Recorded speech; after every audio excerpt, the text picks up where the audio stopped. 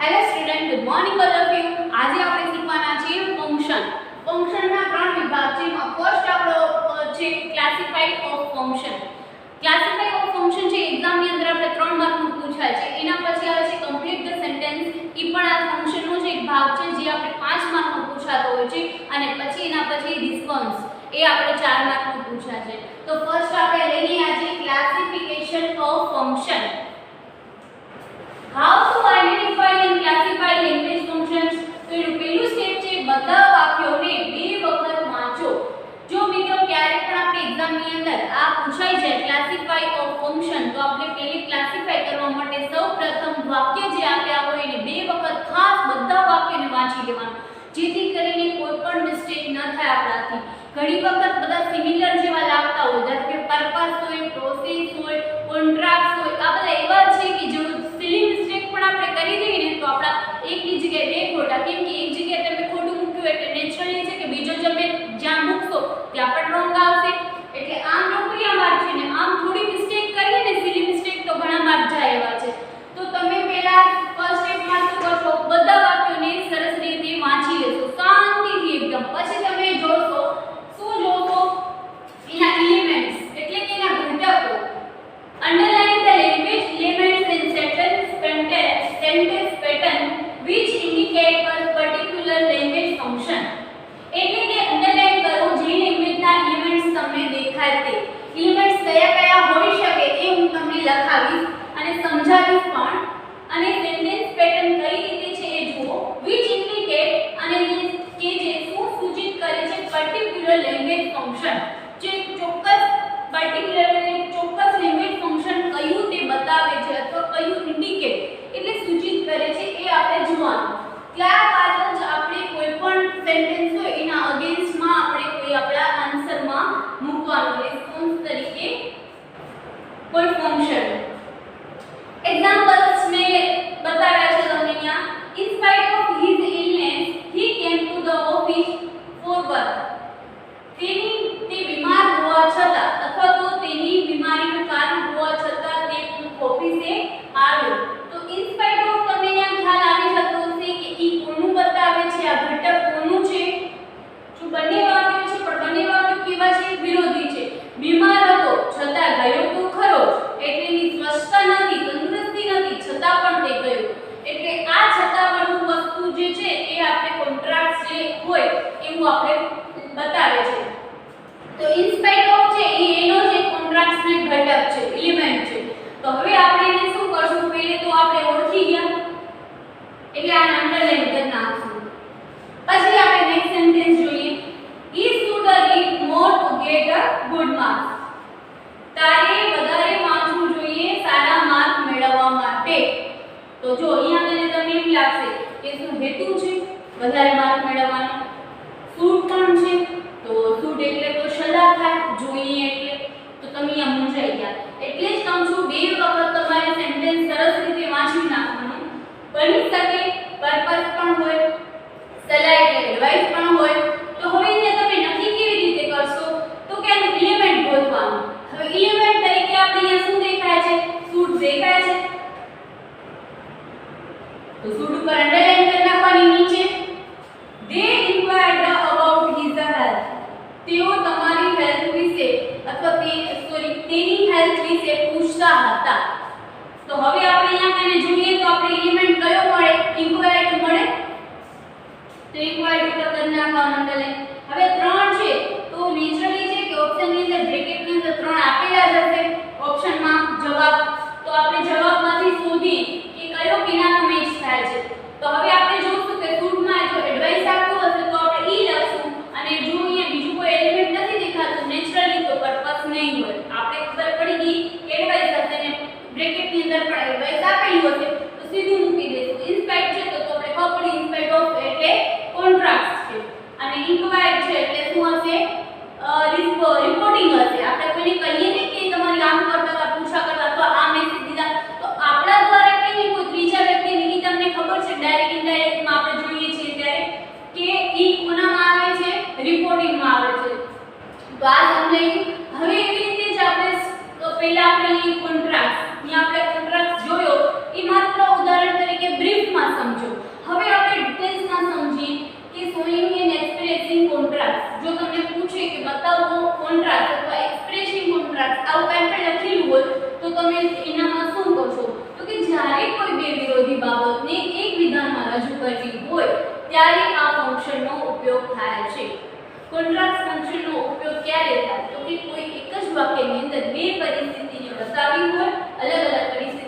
બતાવી હોય ત્યારે આ ફંક્શનનો ઉપયોગ થાય છે.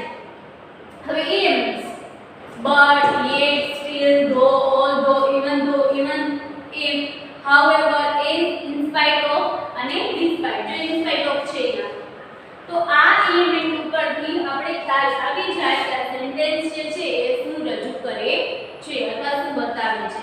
હવે અહીંયા પણ મેં એક્ઝામ્પલ બધું લીધા છે. he was in but આવી શકે yet આવી શકે still આવી શકે આવું કોઈ પણ એલિમેન્ટ હોય આ ત્રણમાંથી હોઈ શકે આનામાંથી કોઈ હોઈ શકે. તે બીમાર હતો પણ અથવા તો છતાં તો he came to the office. તે બીમાર હતો પણ બીમાર હોવા છતાં અથવા બીમાર હતો પણ તે ઓફિસે ગયો તો એ પણ વિરોધાભાસ છે. though અથવા although અથવા even though અથવા even if he was ill he came to the office for work. તે બીમાર હોવા છતાં તો એટલે હોવા છતાં even though એ બધાના મીનિંગ એક સરખા જ થશે તો છતાં તે ઓફિસ ગયો. તો આપણે આ કોન્ટ્રાક્ટ સમજાઈ ગયો કે કોન્ટ્રાક્ટ કેવી રીતે રજૂ થાય એને આપણે ઓળખવા માટે આપણે કોઈ પણ છે ને વસ્તુ ટ્રાન્સલેટ કરવાથી તો ખ્યાલ આવી જ જાય. જો હું આ વાક્યનું ગુજરાતી કરું ને એમને તો તમને આ એલિમેન્ટ વગર પણ સમજાઈ જાય કે આ વસ્તુ છે કોન્ટ્રાક્ટ છે. પણ ઘણી વખત એવું થાય કે વાક્ય એવું હોય કે જેનું ટ્રાન્સલેશન આપણે ફાવતું ન હોય અથવા ટ્રાન્સલેશનમાં કાંઈ આપણે મિસ્ટેક કરતા અથવા કોઈ એવો હાર્ડ વર્ડ હોય કે જેનું ટ્રાન્સલેશન આપણે ખબર ન હોય ત્યારે આપણે શું કરવું ત્યારે કેવી રીતે ફટાફટ ઓળખવું. અને બીજું શું છે એક્ઝામની અંદર તમને એટલો ટાઈમ નથી હોતો કે તમે બધાના ટ્રાન્સલેશન કરો સમજો પછી એનું ચૂઝ કરો. તમને કોઈ એવી વસ્તુ જોઈએ કે જેના ઉપરથી તમે ફટાફટ અને ચોક્કસ તમે એનું ક્લાસિફાઈ કરી શકો. તો એ વસ્તુ ચોક્કસ અને તરત કરી શકો એના માટે આપેલા છે આ એલિમેન્ટો જે આપણે એલિમેન્ટો યાદ રાખશું અને એના ઉપરથી આપણે નક્કી કરશું કે આ કયું ફંક્શન છે. તો હવે આના પછી આપણે બીજા ફંક્શન જોઈએ. આનો સ્ક્રીનશોટ લેવો તો લઈ લો.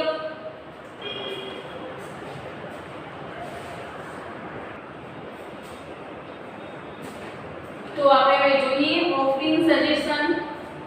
જો ક્યારે કોઈ સૂચન આપવાનું હોય આપણે જોયું આગળનું એક્ઝામ્પલ પહેલા જ એનામાં સૂચન દર્શાવતું હતું તો એ આપણે ડિટેલ્સમાં જોઈએ તો જ્યારે કોઈ વ્યક્તિને કોઈ બાબતની સલાહ કે સૂચન કરવું હોય ત્યારે આ ફંક્શનનો ઉપયોગ થાય છે. એટલે આપણે પહેલા એ ખબર પડી ગઈ કે સજેશન હોય એ શેના માટે વપરાય છે. હવે એ વપરાય છે તો એના એલિમેન્ટ કયા કયા છે શુડ ઓટુ અને હેડ વેટર. જો આ ત્રણેય છે પણ ત્રણેય છે એના અલગ અલગ પર્પસ છે. કયા કયા પર્પસ તો કે શું છે સામાન્ય સૂચન માટે વપરાય છે. સ્ટ્રોંગ સજેશન હોય ત્યારે ઓટુ વપરાય છે અને સ્ટ્રોંગેસ્ટ સજેશન હોય ત્યારે હેડ વેટર વપરાય છે. એટલે ત્રણેયનો પર્પસ અલગ છે. એટલે ત્રણેય વપરાતા હોય તો એ ત્રણેય વપરાતા હોય સૂચન અને સલાહ માટે પરંતુ સૂચન અને સલાહ કેવી હોય તો એ એનું અલગ અલગ પર્પસ છે. હવે એક્ઝામ્પલ જોઈએ. Amit is a weak in his study. He ought to read more. Amit જે છે એની સ્ટડીમાં એના ભણવામાં થોડો નબળો છે તો એને વધારે વાંચવું જોઈએ. તો એ શું છે સ્ટ્રોંગર સજેશન છે. કેવું છે સ્ટ્રોંગર સજેશન છે.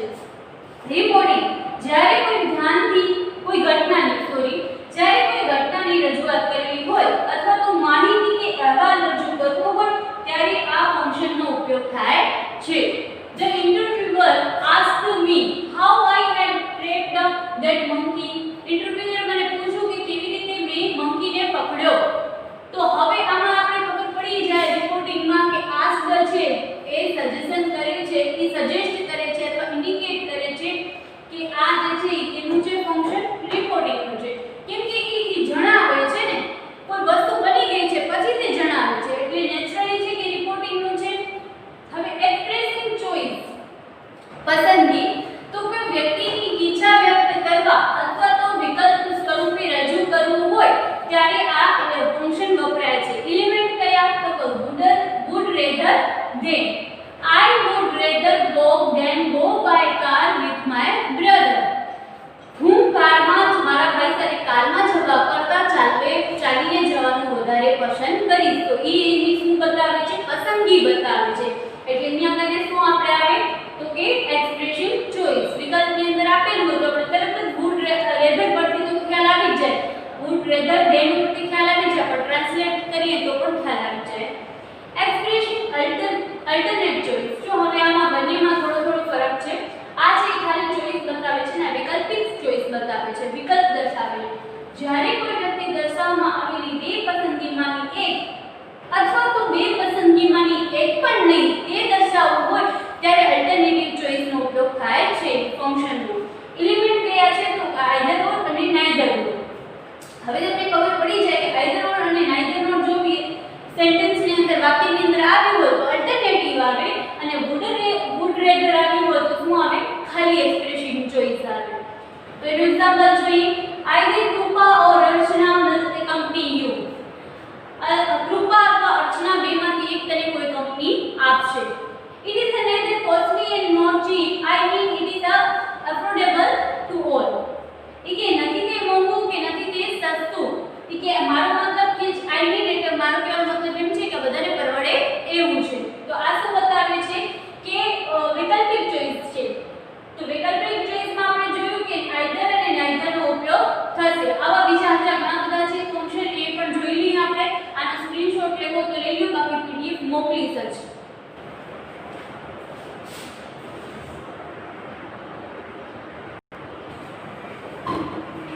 ચલો હવે આપણે બાકીના જોઈએ. એક્સપ્રેસિંગ હેબિચ્યુઅલ એક્શન એટલે કે કોઈ પણ જે ક્રિયા હોય અથવા ટેવરૂપી ક્રિયા હોય એ દર્શાવી હોય ત્યારે જ્યારે કોઈ વ્યક્તિ તેની ભૂતકાળની રોજની ક્રિયા ટેવરૂપે રજૂ થતી હોય ત્યારે આ ફંક્શનનો ઉપયોગ થાય છે.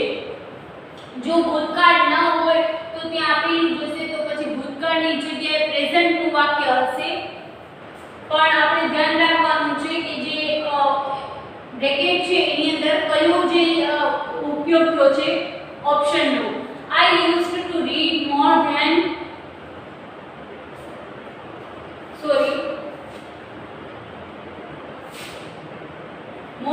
5 hours a day during my school days.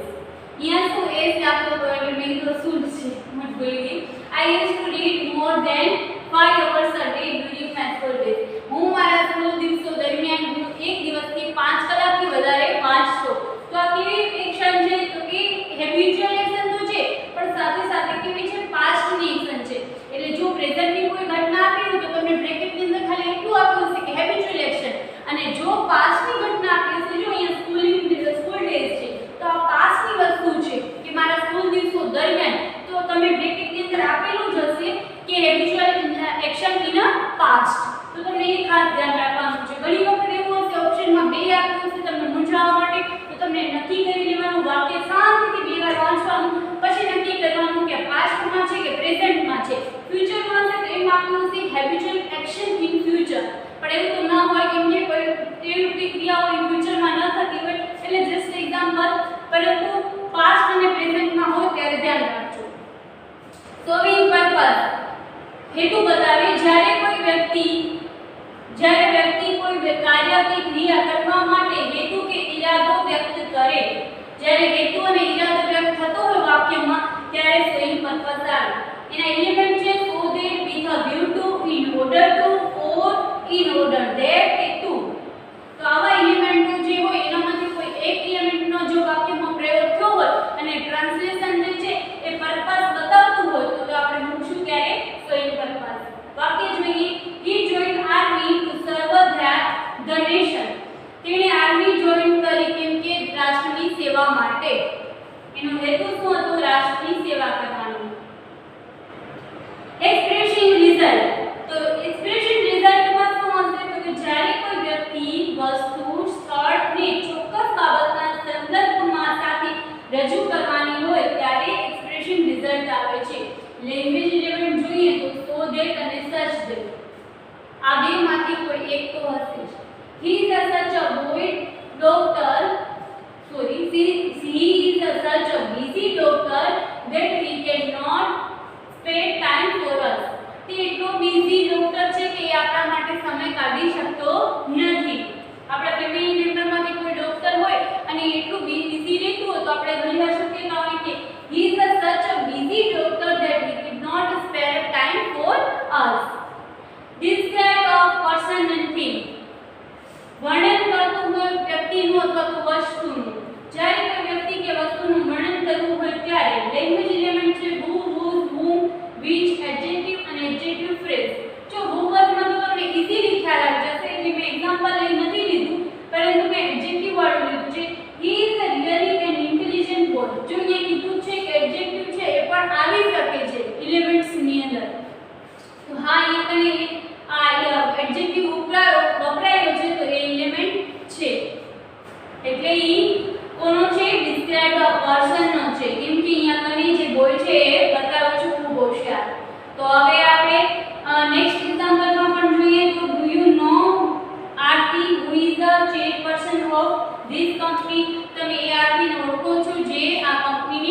Person छे।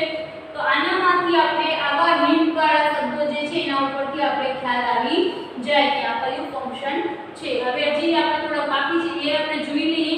ફંક્શન ઘણા છે, કંટાળજો નહીં, કેમ કે તમને આ 11th 12th બંનેમાં પૂછ્યા છે। 12th વાળાને તો આવડતા હશે, પણ છતાં પણ મને એને સમજાવવા છે હજુ એક વખત, એટલે કાંઈ પણ રહી ગયું હોય એનામાં કોઈ વસ્તુ ન સમજાણ્યો તો એ પાછા સમજી લે। અને 11th વાળાને તો ખાસ જરૂર છે, કેમ કે એને 2 વર્ષ કામ આપશે। તો આમાં કંટાળજો નહીં, એકદમ ઈઝી છે, તમે એકવાર સમજી લેશો પછી આવડી જ જશે। તો આપણે હવે 3-4 જ બાકી છે એ જોઈ લઈએ।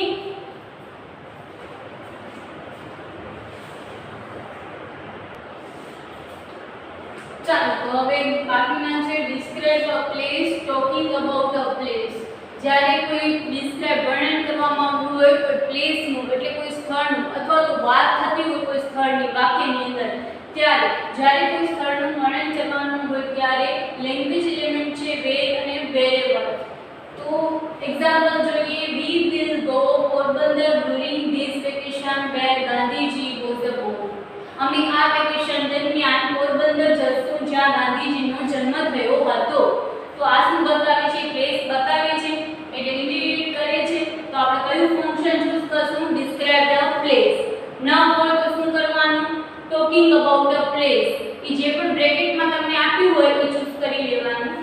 નેક્સ્ટ ફંક્શન છે describing time and talking about time. Time વિશે વાત થતી અથવા ટાઈમની કોઈ બાબત હોય ત્યારે આપણે આ ફંક્શનને ઉપયોગ કરશું જ્યારે સમયને અનુલક્ષીને કોઈ વર્ણન કરવાનું હોય। એક્ઝામ્પલ જોઈએ, એલિમેન્ટ જોઈ લઈએ પહેલા, એના ઘટકો કયા કયા? when, whenever, while, till, until, before, after, since, for, as soon as, no sooner, hardly, scarcely। બરાબર? તો આ બધા કેવા છે કે જે ટાઈમને અનુલક્ષીને એલિમેન્ટો છે। તો ઈ જો આવતા હોય સેન્ટેન્સમાં તો આપણે ખબર પડી જશે કે આ જે છે એ કયું ફંક્શન છે? Describing time. Stay here till I come, તો અહીંયા જ રહે જ્યાં સુધી હું ના આવું। Giving expression, showing reason. બે આ ત્રણમાંથી કંઈ પણ તમને આપ્યું હોય બ્રેકેટની અંદર અને આવું જો વર્ણન થતું હોય તો તમને સમજવાનું કે આ જ છે। જો ગિવિંગ આપ્યું હોય અથવા તો એક્સપ્રેશન રીઝન આપ્યું હોય અથવા તો શોઈંગ રીઝન આપ્યું હોય, જ્યારે કોઈ ઘટનાનું કારણ દર્શાવવાનું હોય ત્યારે લેંગ્વેજ એલિમેન્ટ છે because, since, as, because of, on account of, owing to અને ડ્યુ ટુ। હવે એક્ઝામ્પલ છે, Amit got first class since he worked hard. Amit પહેલો નંબર આવે છે છતાં પણ હજી વર્ક હાર્ડ કરે છે, એટલે ખૂબ મહેનત કરે છે। તો આ કેવું છે? શું બતાવે છે? કોઈ ઘટના જે છે અથવા તો કોઈ પણ વસ્તુ જે છે એનું કારણ બતાવે છે, સિન્સ કારણ બતાવે છે। Expressing condition, condition in the past, જેવી રીતે આપણે હેબિચ્યુઅલ એક્શન કરી હતી ને, સેમ વસ્તુ છે કે કોઈ પણ વસ્તુની શરત હોય તો એ શરત હમણાંની હોય કે પાસ્ટની હોય। જ્યારે આપણે વર્તમાન, ભૂતકાળ, ભવિષ્યને અનુલક્ષીને કોઈ કન્ડિશન કે શરત દર્શાવવાની હોય ત્યારે લેંગ્વેજ એલિમેન્ટ છે if, unless, had, V3, could, would, might, have plus V3। હવે could આપ્યો હોય અને have આપ્યો હોય પ્લસ V3 હોય, એટલે કે V3 વર્બનો થર્ડ ફોર્મ હોય, અથવા તો would આપ્યો હોય, have આપ્યો હોય અને V3 આપ્યો, might આપ્યો હોય, કાંઈ પણ આવું આપ્યું હોય તો સમજી લેવાનું કે આ વાક્ય કેવું છે? કન્ડિશનલ વાક્ય છે, એટલે કે શરતી વાક્ય છે। એક્ઝામ્પલ પરથી વધુ સમજીએ, if you had come early you could have joined the party। જો તું વહેલો આવ્યો હોત તો તે પાર્ટી જોઈન કરી શક્યો હોત।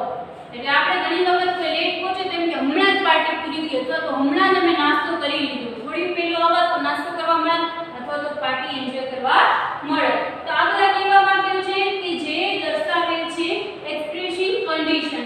આપણે બધું એક્ઝામ્પલ નથી લઈ શક્યા ટાઈમના હિસાબે, બીજું એ કે ફંક્શન પણ વધારે છે ને બધા ફંક્શનને કવર કરવાના છે આપણે। જો હજી પણ ત્રણેક ફંક્શન છે એ રહી ગયા છે તો એ હું તમને બતાવી દઉં ફટાફટ। જો એ તમને આવડે એવા સહેલા છે પણ છતાં મને એમ થાય છે કે તમને બતાવી દઉં, સમજાવી દઉં, જેથી કરીને તમને એમ ન લાગે કે નથી થયા। એમાં પહેલું છે ડિગ્રી। ડિગ્રી આપણે શીખી ગયા છે, તમને બધાને ખબર છે। તો હવે બ્રેકેટની અંદર કાંઈ એવું આપ્યું હોય કે કમ્પેરિંગ, બરાબર? તો કમ્પેરિંગમાં શું આવશે? તમને બધાને ખબર છે કે ડિગ્રીનો ઉપયોગ કરતા હતા। તો એનામાં એલિમેન્ટ કયા હશે? Language element. જ્યારે કોઈ એનો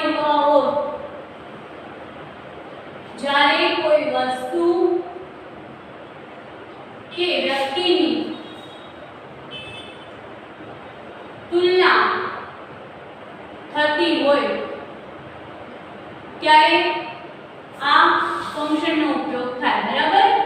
લેંગ્વેજ એલિમેન્ટ તરીકે કયા આવે? જો એસ તો એસ, બરાબર ને. પછી ઓ હોય તો મોર ધેન, કમ્પેરિંગ હોય તો comparing, more than, very few, પછી વન ઓફ ધ. બરાબર. તો આ બધા જે ડિગ્રી આપણે શીખીએ છીએ ને એ જ બધા. તો એવી રીતે કોઈ પણ આપ્યા હોય તો આપણે સમજી લેવાનું કે આ કમ્પેરિંગ નું ફંક્શન છે. એક્ઝામ્પલ પણ એક લઈ લઈએ. મીના તો એસ ટોલેસ સીમા. બરાબર. તો આ મીના છે કેટલી? સીમા જેટલી ઊંચી છે. તો આપણે એક્ઝામ્પલ જોઈ લીધું. હવે હજી આપણે એક બાકી લીધું છે મેનર.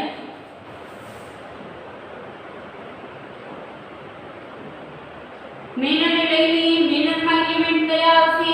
એસ અને લાઈક.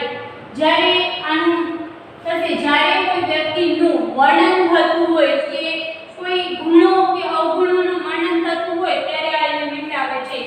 મેનર એટલે એસ અને લાઈક બેમાંથી એક હશે કોઈ પણ. એક્ઝામ્પલ પણ લઈ લઈએ.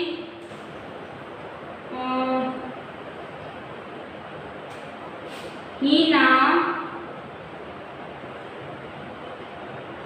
speaks like her mother. Speak અથવા તો talk.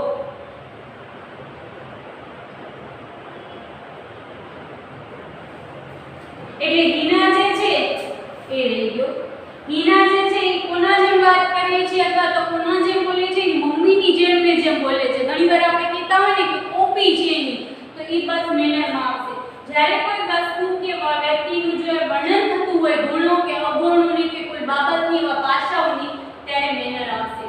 હજી આપણે એક લઈ લઈએ ફટાફટના.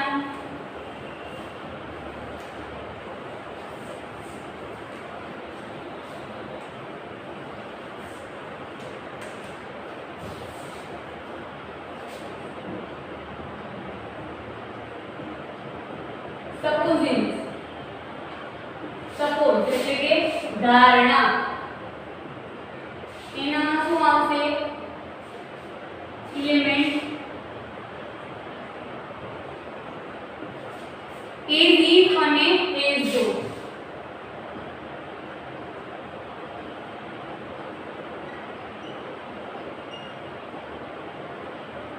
બરાબર. તો હવે એઝ ઇન એફ ફોર્મમાં કેવું હશે? એલિમેન્ટ કેવી રીતે? એક્ઝામ્પલ જોઈએ વધારે. તો મોહન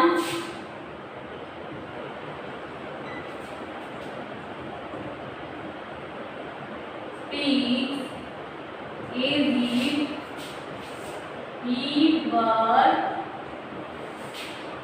Amitabh Bachchan.